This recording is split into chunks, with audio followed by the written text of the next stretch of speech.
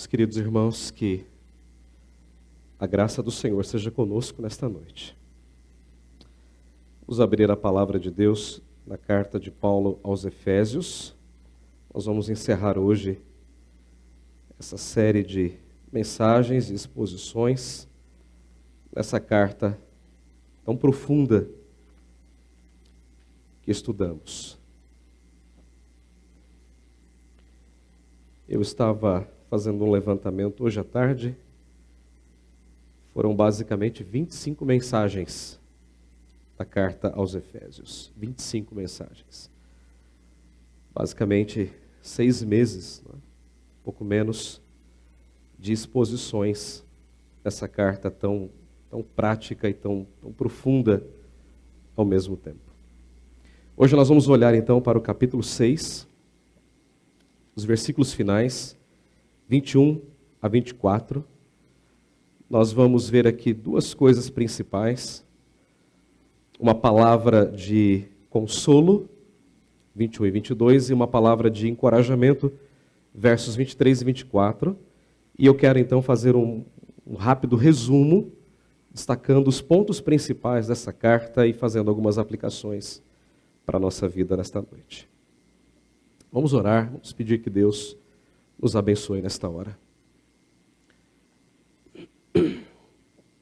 Nosso Pai Celestial, nós estamos diante da Tua palavra nesta hora e nós a abrimos na expectativa, na certeza de que ela é inspirada, é inerrante, é infalível e é suficiente para a nossa vida. Pedimos-te, ó Deus, que pelo Teu Espírito o Senhor ilumine a nossa mente, o nosso coração, para compreendermos qual seja a Tua vontade para a nossa vida. Abençoa, Senhor, e usa o Teu servo, o pregador desta noite. Tira, Senhor, dele as suas limitações físicas e espirituais, para que ele seja um instrumento precioso nas Tuas mãos. Abençoa, Senhor, a Tua igreja nesta hora, em nome de Jesus. Amém. Meus irmãos, Paulo escreveu essa carta, como nós já vimos, à igreja de Éfeso, uma carta muito rica, muito preciosa. E Paulo agora conclui essa carta, como eu já disse, com duas palavras. Primeiro uma palavra de consolo e depois uma palavra de encorajamento. Essa palavra de consolo, ela foi levada através de um pastor, de um servo. Veja o verso 21. E para que saibais também a meu respeito e o que faço, de tudo vos informará Tíquico, o irmão amado e fiel ministro do Senhor. Foi para isso que vô-lo enviei, para que saibais a nosso respeito. E veja o final do verso 22. E ele console o vosso coração. Tíquico era um homem muito simples, era um ajudante de Paulo. Ele estava com Paulo na prisão em Roma. Ele foi o responsável também por levar a carta de Paulo à igreja dos Colossenses. Se os irmãos pularem um pouquinho, passando a carta de Paulo aos Filipenses, Colossenses capítulo 4, no verso 7, Paulo também faz menção de Tíquico. Quanto à minha situação, Tíquico, irmão amado e fiel ministro, o conservo no Senhor, de tudo vos informará. Então qual era a função de Tíquico? Era levar consolo aos irmãos. Era levar uma carta, a carta de Paulo àqueles irmãos. Paulo estava preso. Imagine a angústia do coração daqueles irmãos. E a missão de Tíquico era levar essa carta até aqueles irmãos. E claro, você pode pensar, mas levar uma carta é uma coisa muito simples. Hoje sim. Hoje você pode contratar um office boy, você pega lá o seu documento, prega na mão do office boy, e em meia hora, 40 minutos, ele está em qualquer lugar de São Paulo. Leva um documento, uma ata, um registro. Hoje é muito simples. Hoje você pode mandar uma carta escrita, digitada, pelo WhatsApp. Você pode se comunicar com alguém que está no Japão, do outro lado do mundo. Mas naqueles dias, não. Naqueles dias, levar uma carta era uma coisa muito difícil. Por quê? Porque eram vários dias de viagem. As pessoas andavam por estradas, pegavam navios, as pessoas sofriam de cansaço, de perigo, era um trabalho muito extenuante. E Tíquico, ele viaja de Roma até a cidade de Éfeso, vários dias, para levar uma carta de consolo àqueles irmãos. É por essa razão que Paulo ele chama Tíquico, lá no verso de número 21, de irmão amado e fiel ministro do Senhor. E aqui tem uma coisa muito interessante, eu quero que você destaque, se você quiser adotar isso na sua Bíblia ou em algum lugar. Essa palavra ministro que está aí na sua Bíblia, no verso 21, a palavra é bonita, não é? Ministro, não é? A gente pensa sempre em alguém muito importante, não é? Ministro da Saúde, ministro da Economia, o primeiro-ministro, né? Alguém importante, mas a palavra ministro na língua grega é uma palavra que todos nós aqui conhecemos, todos nós, sabemos escrever inclusive. É a palavra diácono. Olha que interessante. Paulo então chama Tíquico de fiel diácono do Senhor. Olha que coisa impressionante. Tíquico era um servo fiel de Cristo Jesus. E é interessante, porque a gente pode tirar daqui já uma pequena, grande lição inicialmente. Não importa o que você faça no reino, seja levar uma carta, ou seja escrever uma carta, seja servir alguém, ou seja ensinar alguém, tudo é importante. A igreja de Éfeso, ela só foi consolada porque houve um homem chamado Tíquico que viajou por vários dias, esteve cansado, esteve exausto, pegou o navio, andou por estradas, lugares inóspitos, sofreu perigo para levar uma carta de consolo. Olha que coisa interessante. Deus pode nos usar para consolar outras pessoas nas pequenas coisas. Você não precisa ter um cargo, você não precisa ter um título, basta que você sirva para que você leve consolo a alguém. É uma grande lição para nós. Recentemente nós teríamos aqui uma assembleia para eleger 1 ou 2 diáconos, mas nós não pudemos realizar aquela assembleia para a eleição de diáconos porque não havia pessoas naquele momento. Isso significa o quê? Que nós precisamos ser despertados. Precisamos ser despertados para servir ao Senhor. O trabalho diaconal, irmãos, é um privilégio na igreja. É um privilégio.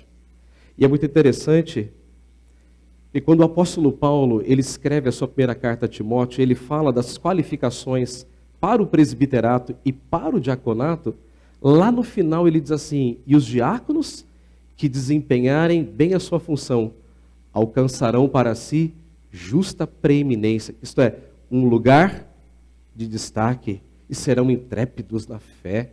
Olha que coisa interessante. Tíquico era esse irmão amado, esse homem de valor, porque era um servo.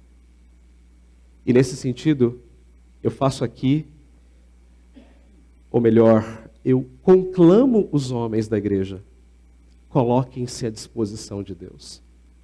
Levantem-se do conforto e digam: Senhor, eis-me aqui. Usa, Senhor, a minha vida como tu queres. Permita-me dizer o que eu vou dizer, mas é o que está no meu coração. Eu estou olhando para esse garotinho aqui na minha frente, para o Gu. Está sentadinho aqui. E o Gu, ele está sempre assim, atento a tudo que está acontecendo, servindo, leva uma coisa, pega outra coisa. E ele percebeu que eu estava tossindo, ele olhou para mim e falou assim: o senhor quer que eu desligue o ar? Parece que ele estava lendo a minha mente. E eu disse: quero, Gu. E ele correu para avisar alguém para vir aqui desligar o ar.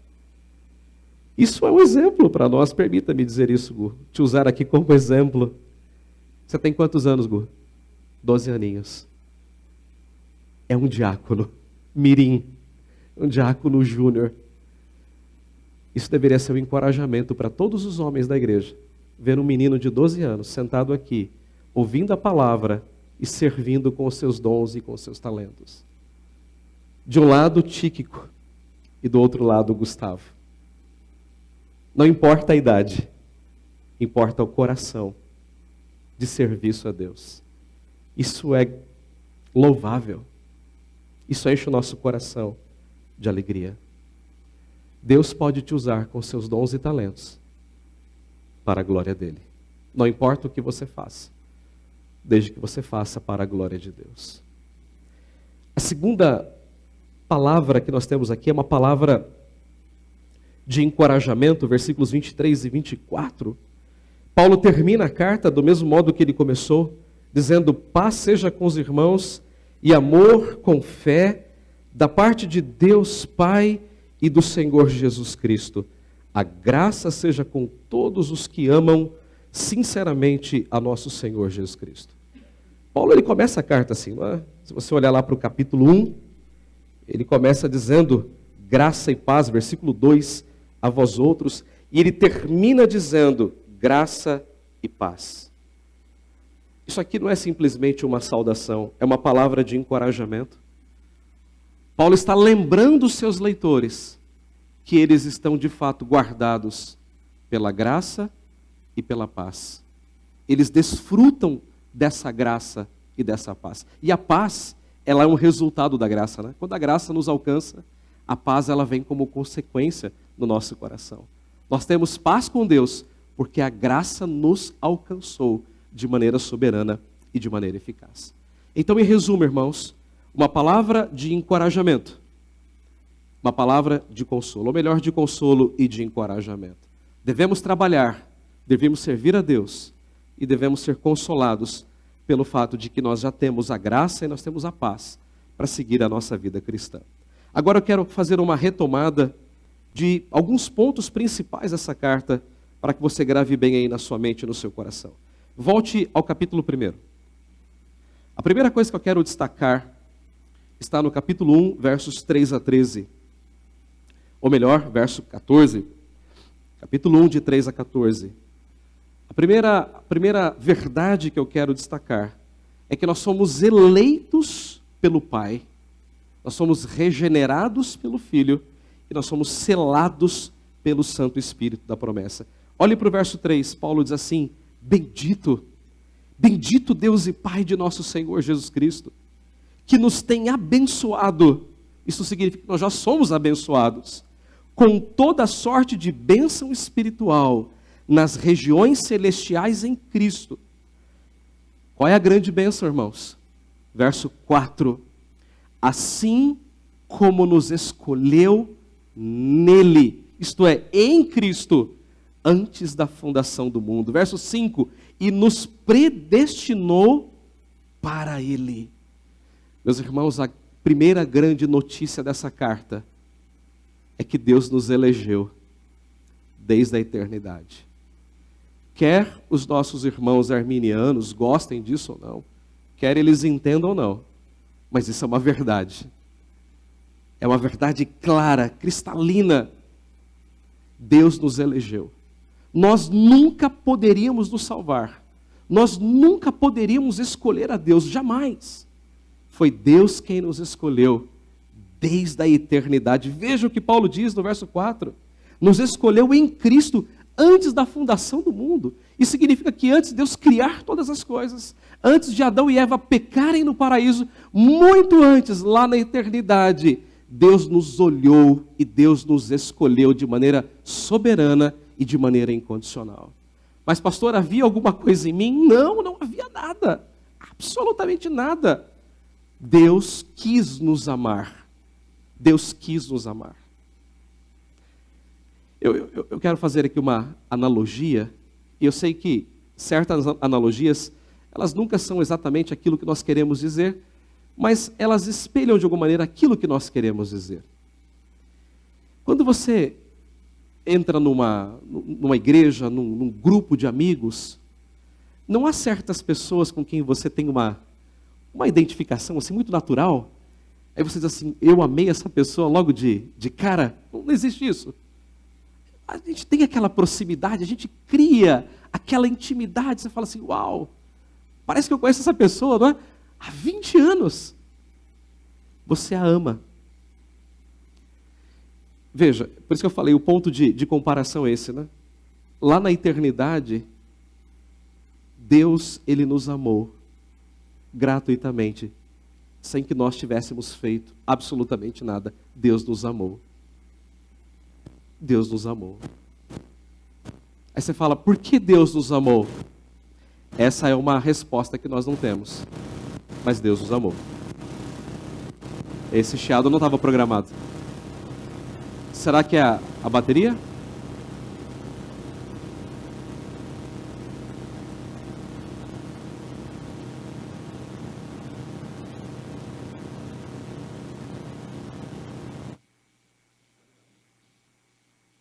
Tá ligado? Alô, som. E lá vai o Gu correndo. Ele estava ali, atento, né? Vendo o que deveria ter feito. Mas então, lá na eternidade, Deus nos amou com amor incondicional. Aí você fala, bom, mas como é que Deus então realizou essa obra em nós? Olha para o verso 7. Paulo diz assim, no qual temos a redenção pelo seu sangue, a remissão dos pecados, segundo a riqueza da sua graça. Então veja, na eternidade Deus nos escolhe. Depois vem a criação do mundo, a queda de Adão e Eva, aquela coisa toda, pecado para todo lado, mas num ponto da história, Deus envia o seu Filho, nós acabamos de cantar isso, né? Agora eu sei o sentido do Natal. Agora eu sei. Ele veio para nos redimir dos nossos pecados por meio do seu sangue. Você pode dizer assim, bom, isso foi um peso para Deus. Sim, de um lado foi. Ele entregou o seu Filho. Mas do outro lado não. Deus fez isso por amor e por prazer. Prazer nos eleitos. Olha o que diz o versículo de número 5. E nos predestinou para Ele para a adoção de filhos, por meio de Jesus Cristo, segundo o beneplácito da sua vontade. E veja agora o verso 9. Desvendando-nos o mistério da sua vontade, veja, segundo o seu beneplácito. Beneplácito, eu já expliquei isso aqui várias vezes, é aquele supremo deleite de Deus. É o ato de fazer alguma coisa de maneira voluntária em favor do outro, segundo o beneplácito que propusera em Cristo Jesus. Quando Deus nos salvou, Deus se alegrou com isso. Não foi um peso para Deus. Foi uma alegria nos salvar. Foi uma alegria nos redimir. Esse Deus amoroso se alegrou em nos redimir. Mas então, a obra de Deus ela é completa. Versículos 13 e 14. Veja, a eleição do Pai, a regeneração do Filho e o selo do Espírito.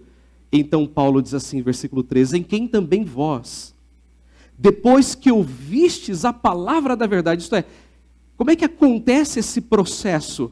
Quando nós ouvimos a pregação do Evangelho, tendo nele também crido, você crê nesse Evangelho, você crê que Jesus morreu pelos seus pecados, você crê de fato que você é um pecador e você se arrepende disso.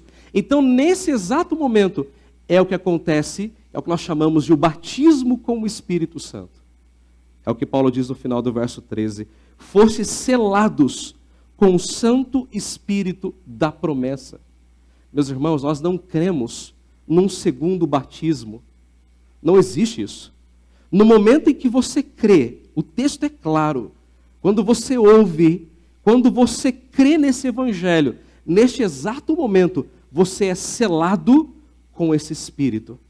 E Paulo aqui não fala de línguas estranhas, Paulo não fala de outras coisas, Paulo fala que nós somos selados com o Santo Espírito da promessa. Isso significa o quê? Verso 14.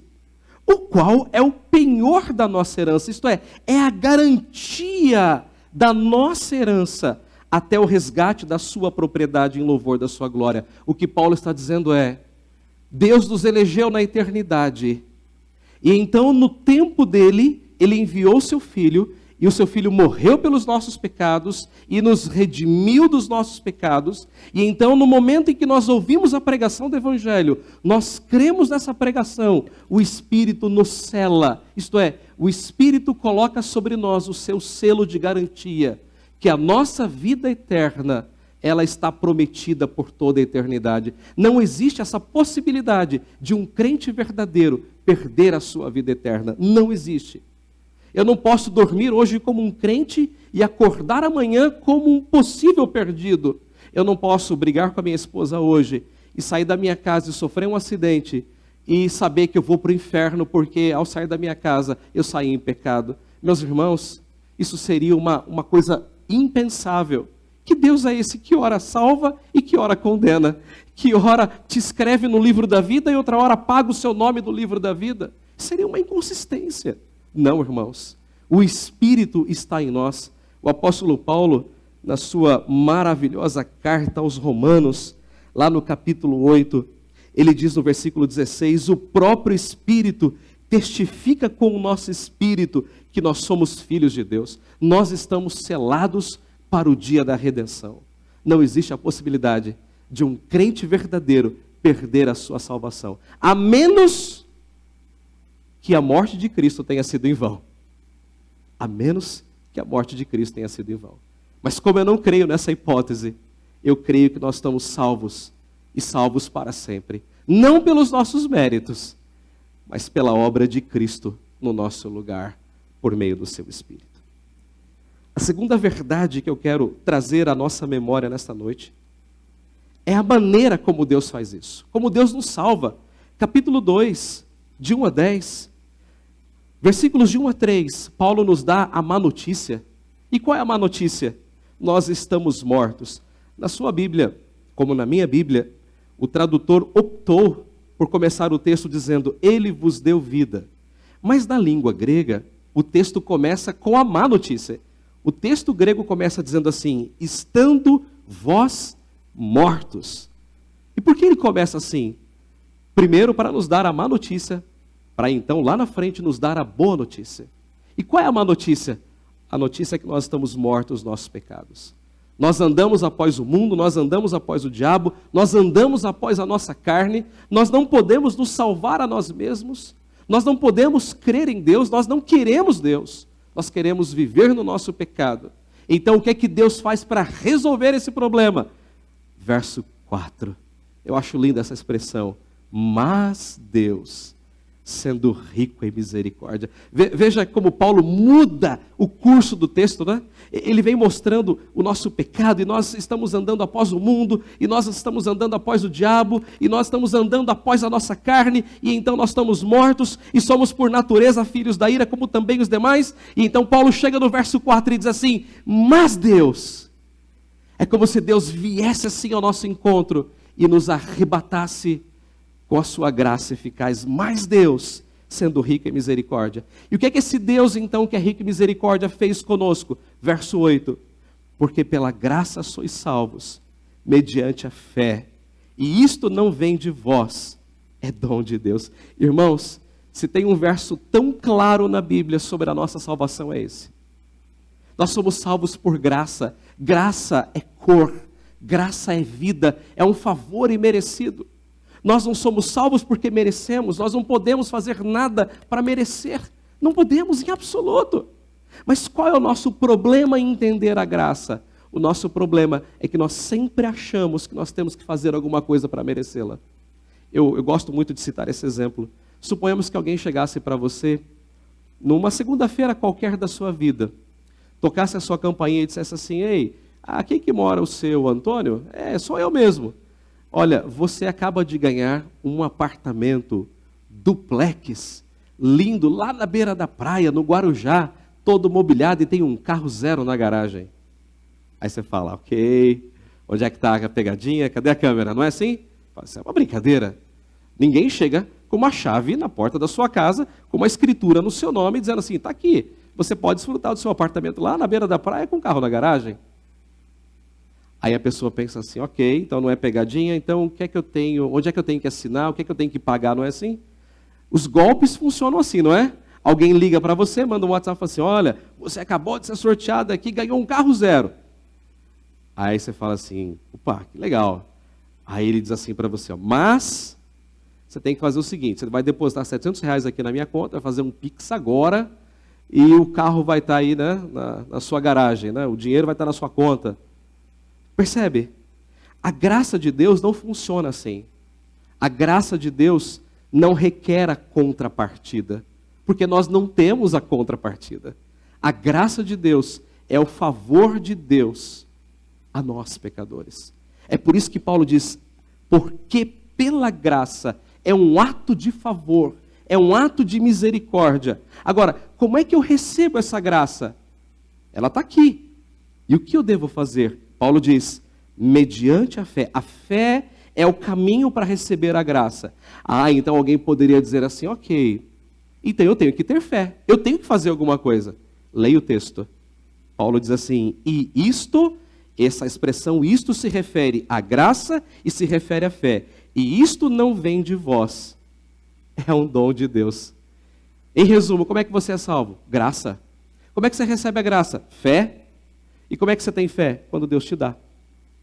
Por isso que é dom. A palavra dom aqui no grego é doron, é presente, é dádiva.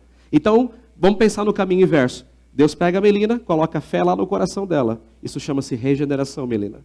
E então agora você crê em Jesus. E quando você crê em Jesus, você recebe a graça e é salva. É isso que Paulo está dizendo aqui. É exatamente isso. Então, irmãos, salvação é graça de Deus para nós. A terceira coisa que eu quero destacar aqui, rapidamente, está no capítulo 4, do verso 1 até o verso 6. Então, como igreja, como regenerados, como povo de Deus, nós somos chamados, irmãos, a viver em unidade. A igreja não pode viver em desunião. Ela tem que ter o mesmo pensamento, as mesmas atitudes, as mesmas ações. Olhem para o capítulo 4. Rogo-vos, é um pedido solene, eu prisioneiro no Senhor, que andeis de modo digno da vocação a que fosse chamados. Quer dizer, se você é crente, então viva como um crente. E como é que você vai viver como um crente? Verso 2, com toda a humildade. A palavra humildade significa aquilo que não se levanta muito do chão. Humildade significa olhar os outros de baixo para cima. A palavra é a palavra tapeinos, que nos remete a uma outra palavra, tapete. Você não vê tapete no teto, tapete é no chão, onde as pessoas pisam. E a ideia de humildade é aquilo que está no chão, é aquilo que não se levanta. Então Paulo diz que quando nós somos convertidos, nós temos que viver a nossa vida cristã de maneira humilde e de maneira mansa, com longanimidade, suportando-vos uns aos outros em amor, esforçando-vos, veja o verso 3, diligentemente, por preservar a unidade do Espírito no vínculo da paz. Irmãos, igreja é um lugar de pecadores. Não tem aqui nenhum crente perfeito. Somos todos imperfeitos. Porque ainda somos pecadores. Nós lutamos com o nosso coração. O nosso coração é egoísta. O nosso coração, ele é orgulhoso. O nosso coração é miserável. Eu comecei a ler um livro agora, essa semana, chamado Resolução de Conflitos. Um livro fantástico. Deus tem falado profundamente ao meu coração. Eu tenho andado com ele para baixo e para cima, porque é um livro que você quer assim, chegar logo ao fim, porque ele é muito prático.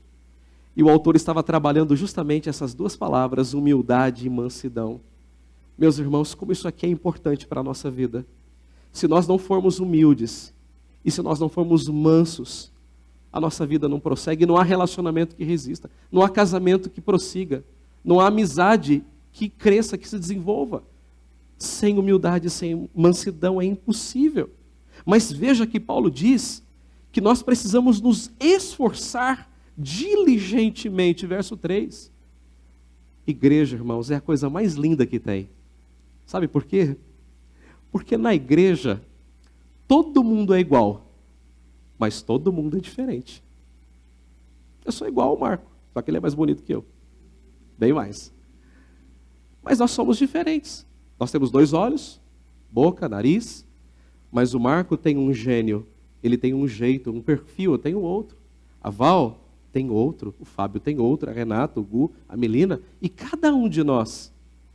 Só que cada um de nós, mesmo sendo iguais e diferentes, nós trabalhamos ou devemos trabalhar como se fôssemos um relógio. Todo mundo aqui já viu um mecanismo de um relógio, né? Não é para pegar o relógio e abrir em casa, tá? Mas se você pudesse abrir um relógio, tirar essa tampinha de trás, o que é que você tem aqui dentro? Aqui dentro você tem um monte de engrenagem. Uma pequena, outra grande, outra média. Uma vai para um lado, outra vai para o outro.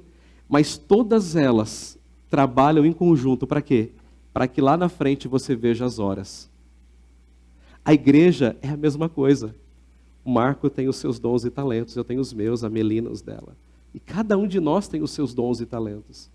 Mas todos nós trabalhamos assim, conjuntamente. Pensa nas mãos, nos dedos das mãos. Cada dedo aqui tem uma função, né? Um serve para uma coisa, outro serve para outra. Você fala, isso é menos importante? Não, não é não, ele é tão importante quanto esse. Esse aqui é importante, ele agarra, ele é forte. Mas esse aqui serve para, às vezes, a gente dar uma coçadinha no ouvido.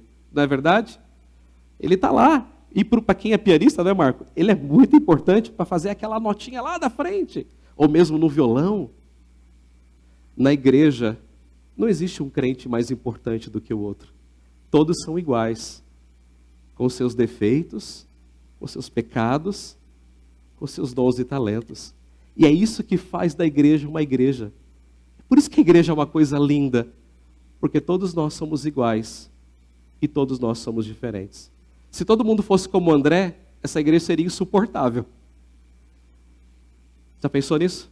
Se todo mundo fosse como você, essa igreja seria terrível. Imagine, todo mundo com seus hábitos, seria horrível. É por isso que ela é bonita, porque a graça de Deus, ela é multiforme. Ela salva um, ela salva outro, ela salva outro, e assim por diante. E todos esses crentes salvos trabalham em conjunto para a glória de Deus. É o que nós vamos ver agora do verso 7 até o verso 16.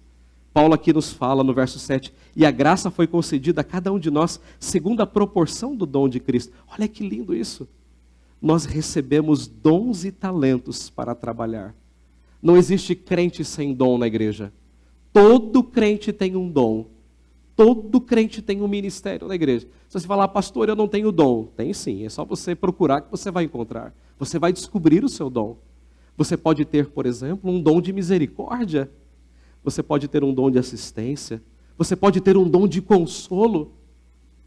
Você pode ter um dom de um pequeno serviço aos olhos humanos, mas grande aos olhos de Deus. Você pode não cantar aqui na frente, pode não ensinar, pode não ministrar, mas nos bastidores da igreja, você está exercendo os seus dons e talentos para a glória de Deus. E veja que coisa interessante. Olha como a graça de Deus é tão multiforme. Verso 11. E ele mesmo concedeu uns para apóstolos, e outros para profetas, e outros para evangelistas, e pastores e mestres. Deus, ele usa pessoas com seus dons e talentos para a edificação da sua igreja. Isso é tremendo. E eu acrescentaria aqui, não ao texto, mas ao pensamento de Paulo, os diáconos também. Os diáconos têm um papel fundamental na igreja. Diácono não é menos importante do que presbítero. Na igreja presbiteriana não existe essa hierarquia. Pastor, presbítero e diácono. Nós não somos congregacionais, nem psicopalistas. Nós somos presbiterianos. Nós cremos num governo presbiterial. Pastor e presbítero têm o mesmo voto no conselho, as mesmas palavras e as mesmas ações. São dons diferentes, exercícios diferentes. O pastor tem o dom do ensino. Ele é o docente, aquele que ensina a igreja, e o presbítero é o regente, aquele que administra, mas que também pastoreia com o pastor. E os diáconos? Os diáconos são aqueles que cooperam, que ajudam, que consolam, que visitam, que assistem às pessoas carentes da igreja, e a igreja vai sendo edificada. E veja como Paulo termina o texto, que maneira tremenda. Verso 15, mas seguindo a verdade em amor. Então precisa haver verdade, precisa haver amor, e então Paulo diz, cresçamos em tudo naquele que é a cabeça, Cristo. Como? De quem todo o corpo, bem ajustado e consolidado, pelo auxílio de toda a junta. O que é que Paulo está dizendo assim? Pense num corpo. Pense no corpo. A igreja é um corpo. E nesse corpo você tem vários membros, mãos, pés, cabeça, ombro, joelho e assim por diante. Então Paulo diz assim, Então esse corpo, bem ajustado e consolidado pelo auxílio de todas as juntas, segundo a justa cooperação de cada parte, da mão, dos olhos, do ouvido, da boca, dos pés, efetua o seu próprio aumento para a edificação de si mesmo em amor. Quando todos os crentes da igreja cooperam, a igreja é edificada, a igreja se desenvolve, a igreja amadurece. É isso que faz da igreja uma igreja.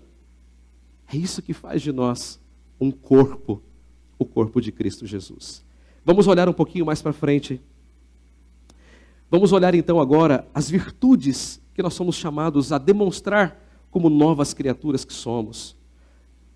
Capítulo 4, versículo 17, Paulo diz assim: isto, portanto, digo, e no Senhor testifico, que não mais andeis como também andam os gentios na vaidade dos seus próprios pensamentos. Traduzindo, o que Paulo está dizendo é: se você é crente, não viva mais como um mundano, não viva como um ateu prático, alguém que adora a Deus no domingo, que serve a Deus no domingo, mas na semana vive como se Deus não existisse, como se o evangelho não fosse verdade para ele. E então Paulo diz assim no verso 22, no sentido de que quanto ao trato passado, isto é, quanto à vida pregressa, vos despojeis do velho homem. Quer dizer, tire a sua velha roupa, aquela velha vida que você levava, põe para fora. Expurgue, tire, limpe. Jogue para distante de você. É isso que Paulo está dizendo. Mas agora então Paulo nos chama a viver uma nova vida. Veja o versículo 25. Aqui Paulo dá vários conselhos muito práticos. Por isso, deixando a mentira, fale cada um a verdade. Versículo 26, irai-vos e não pequeis. Cuidado com a ira santa, ela pode facilmente ser uma ira pecaminosa. Verso 28, aquele que furtava, não furte mais, agora trabalhe e ganhe o seu dinheiro honestamente para a glória de Deus. Verso 29, não saia da vossa boca nenhuma palavra torpe. Palavra torpe aqui é a palavra podre, né? Aquilo que não edifica, aquilo que não alimenta. Então, se você é um cristão, fale coisas agradáveis, converse sobre coisas agradáveis, coisas que edificam no seu lar, com a sua esposa, com seus filhos, com seus amigos, na faculdade, onde você estiver. Verso 31, longe de vós toda amargura, e toda cólera, e toda ira, e gritaria, e blasfêmia. Quer dizer, coloque longe de você toda palavra que não edifica. Agora veja o verso 32 antes. Sede uns para com os outros benignos, seja compassivo, perdoe uns aos outros, como também Deus em Cristo vos perdoou. Nós somos chamados a uma nova vida cristã. Verso 2, e andai em amor, como também Cristo nos amou. Meus irmãos, a vida cristã é isso. É colocar de lado aquilo que nós éramos e assumir uma nova vida em Cristo Jesus. Mas vamos caminhar um pouquinho mais, vamos dar um passo enorme. Vamos ao capítulo 5, versículo 18. Paulo agora diz que o cristão não deve se embriagar com vinho. Não deve fazer isso. Mas ele deve se encher do Espírito, ou deixar se encher do Espírito de Deus. O verbo aqui significa que Deus é o agente. Deus, ele tem que nos encher com o seu Espírito. E essa vida cheia do Espírito, ela tem que se refletir, ela tem que ser traduzida na nossa vida prática, em várias áreas. Primeiro, na família, relacionamento entre marido e mulher. O que é que Paulo diz para as mulheres cheias do Espírito fazerem? Verso 22, as mulheres sejam em tudo submissas ao seu próprio marido como ao Senhor. Ser submissa é ser companheira, é ser amiga, é ser auxiliadora, é ser uma fonte de encorajamento para o marido nos dias difíceis da sua caminhada. Mas do outro lado, verso 25, Paulo diz, maridos, amai vossa mulher, como também Cristo amou a igreja e a si mesmo se entregou por ela. Marido, ame a sua mulher. Mulher não foi feita para ser entendida. Mulher foi feita para ser amada. Amada. Amada. A cada dia.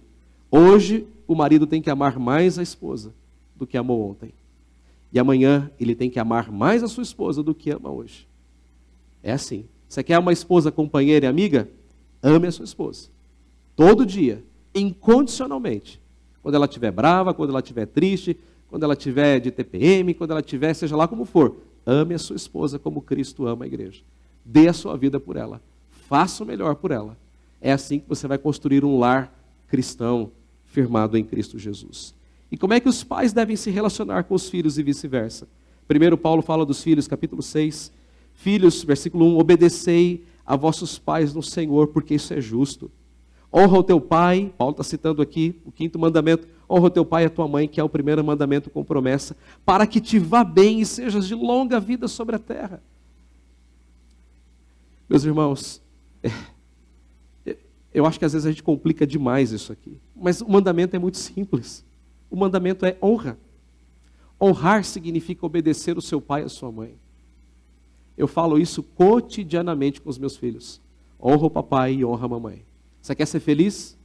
Quer viver dias felizes? Honra o papai e a mamãe. E, irmãos, isso é uma realidade. Aqueles que honram seus pais são abençoados por Deus. Essa é a lei. Não sou eu que estou dizendo isso, está escrito no verso 3. Para que te vá bem. Você quer ser feliz? Quer uma vida abundante? Honra o seu pai e sua mãe. E então você vai experimentar uma vida longa sobre a face da terra.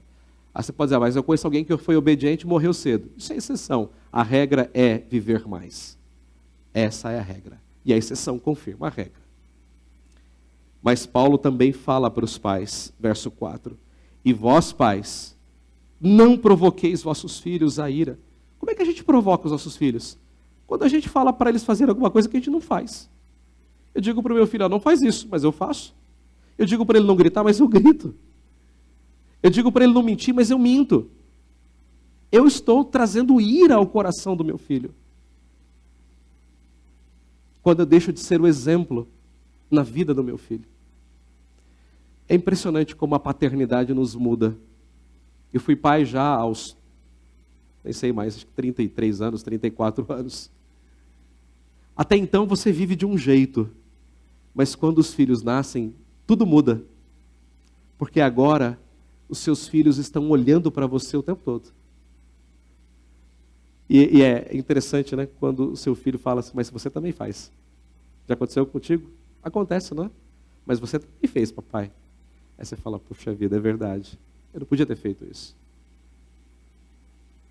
Mas qual é o caminho para a criação dos filhos? Veja o que Paulo diz no verso 4. Não provoqueis vossos filhos a ira, mas criai-os na disciplina e na admoestação do Senhor. Irmãos, se tem uma coisa pela qual nós devemos orar todos os dias, é pela regeneração do coração dos nossos filhos. Eu me lembro de um pastor dizendo uma coisa que marcou profundamente o meu coração. Ele disse assim, eu não oro para que o meu filho seja um grande médico, um doutor, um advogado, um engenheiro. Se ele for, amém, louvado seja Deus. Mas eu oro para que ele seja um servo de Deus. Eu oro para que ele seja um homem de Deus. Eu oro para que ela seja uma mulher de Deus. E nós deveremos orar para que os nossos filhos sejam filhos de Deus. Essa deveria ser a nossa oração diária. Mas então, irmãos, Paulo fala sobre o trabalho. Paulo fala da importância dos servos obedecerem os seus patrões, não só quando eles estiverem perto, mas porque eles são crentes, porque eles servem a Deus, conhecem o Senhor Jesus Cristo.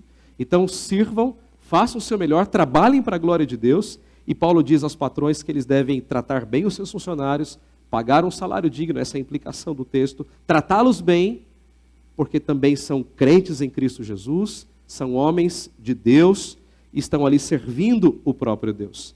Mas então Paulo encerra a sua carta, no versículo 10, falando sobre a grande batalha espiritual, que é aquilo que eu já tenho falado, e eu quero aqui ser bastante breve.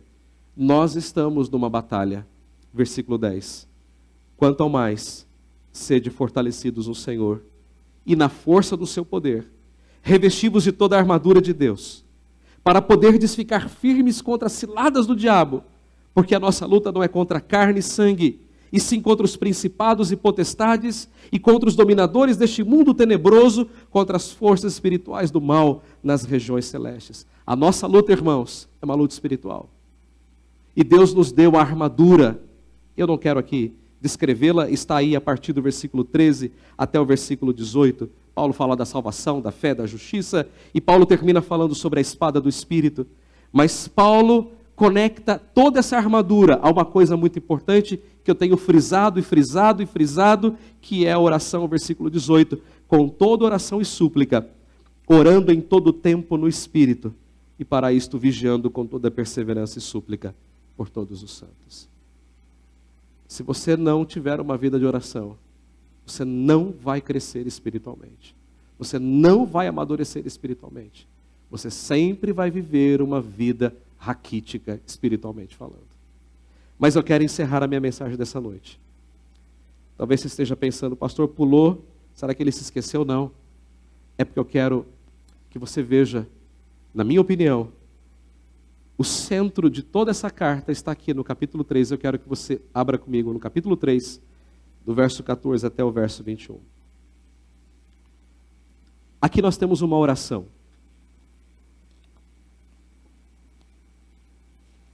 É a oração que Paulo faz. Eu quero que você leia comigo essa oração. Eu acredito que ela seja talvez o ponto central de toda essa carta. Nós vamos ler do verso 14 até o verso 21. Todos juntos. Por esta causa, me ponho de joelhos diante do Pai, de quem toma o nome toda a família, tanto no céu como sobre a terra, para que, segundo a riqueza da sua glória, vos conceda que sejais fortalecidos com poder, mediante o seu Espírito no homem interior, e assim habite Cristo no vosso coração, pela fé, estando vós arraigados e alicerçados em amor, a fim de poderdes compreender com todos os santos qual é a largura, o comprimento, a altura e a profundidade, e conhecer o amor de Cristo, que excede todo entendimento, para que sejais tomados de toda a plenitude de Deus. 20 e 21. Ora, aquele que é poderoso para fazer infinitamente mais do que tudo quanto pedimos ou pensamos, conforme o seu poder que opera em nós, a ele seja glória na igreja e em Cristo Jesus, por todas as gerações, para todo sempre. Amém. Que essa oração seja uma verdade na minha vida e na sua vida.